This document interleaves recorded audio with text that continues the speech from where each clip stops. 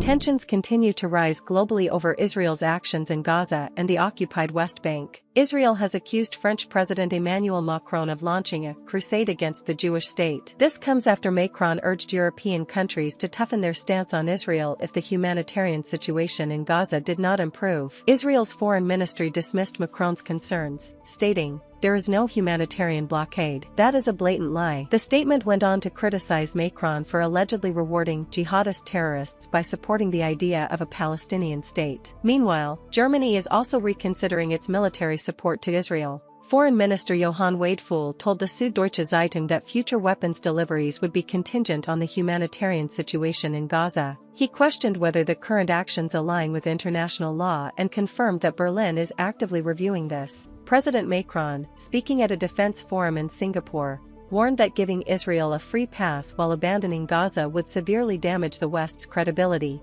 He said, "If we abandon Gaza, we will kill our credibility," and rejected what he called a double standard. In the occupied West Bank, Israeli Defense Minister Israel Katz has vowed to build a Jewish-Israeli state, just a day after the Israeli government approved 22 new settlements in the region. Katz called it a decisive response to terrorist threats and said it sends a message to Macron and his allies who support a Palestinian state on paper. Finland has joined international criticism, with Foreign Minister Elina Valtonen condemning Israel's settlement expansion.